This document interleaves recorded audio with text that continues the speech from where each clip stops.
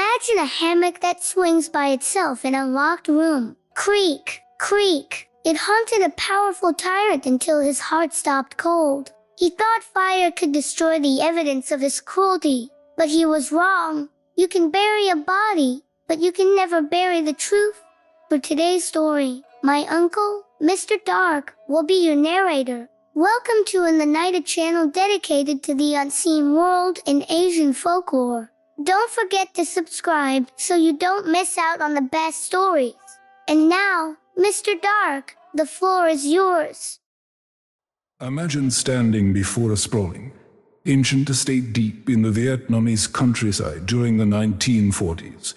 It is a fortress of red tiles and vast brick courtyards, a symbol of absolute power and immense wealth. The master of this domain is Magistrate Han, a man whom the entire region bows to in fear. But rumors whisper that on nights when the moon is pale and the mist rises from the river, this house of iron and stone becomes terrifyingly fragile. There is no laughter here, no warmth, only the wind hissing through the cracks in the wooden doors and the rhythmic, spine-chilling sound of a hammock creaking back and forth with no one inside. This is not a ghost story in the traditional sense. This is a story about the heavy price of reputation and the phantoms of guilt that no fire can ever burn away. Magistrate Han was a man who worshipped perfection. He built his life like a fortress, fortified by authority, money, and the absolute submission of everyone around him. To him, emotion was a weakness, a crack in the armor. He ruled his family with a cold, steel discipline, believing that fear was the only form of respect worth having.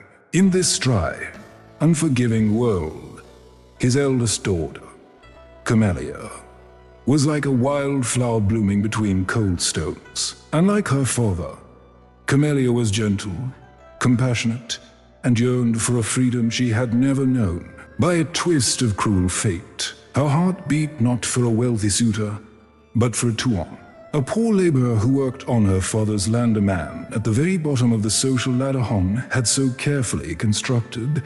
Their love bloomed in secret, hidden behind the golden stacks of the old straw hut near the river, and upon an old, frayed hammock strung in the corner of the barn. It was the only place where they could be themselves, safe from the suffocating shadow of the magistrate. But in that era, for a high-born daughter to love a servant was not just a mistake. It was a death sentence for the family's honor. Secrets in a village are like smoke. They eventually find a way out. The day Magistrate Han discovered the truth, he did not scream. He did not raise his hand. His cruelty lay in his terrifying silence. To him, the family name was worth more than his daughter's happiness, perhaps even more than her life. He delivered a cold ultimatum. Camellia had to vanish from his house before the sun rose. She had two choices: disappear to a faraway land to keep his reputation clean, or stay and watch him destroy the entire family of the man she loved. That night was bathed in a hauntingly bright moonlight. Camellia arranged to meet Tuan at the straw hut, their sanctuary, planning to flee together. But Tuan never came. It wasn't because he didn't love her, but because he knew the magistrate's reach was long. He feared his own mother would pay the price for his rebellion. In the depths of despair, under the cold gaze of the moon, Camellia made a heartbreaking choice. She didn't run away. Instead, she chose to stay forever with her memories. The next morning, the servants found the hammock in the straw hut gently swaying. But the girl was gone, having chosen an eternal sleep to escape her father's judgment, taking her unborn child with her. Camellia's departure was the first domino to fall. Her younger sister, Jade, unable to bear the grief and plagued by visions of her sister in the shadows, lost her mind and tragically ended her own life in the family well. Tuan, the heartbroken lover, returned from the army years later, overcome with remorse. He went back to that same straw hut, to that same hammock, and followed Camellia into the darkness. Magistrate Han was left alone in his massive, empty mansion. He was still rich, still powerful, but a creeping coldness began to settle in his bones, a chill that no blanket could warm. That was when the haunting began. At first, it was just sounds. Creak, creak. The unmistakable sound of a hammock swinging, echoing from his bedroom, even though the hammock hung empty and still.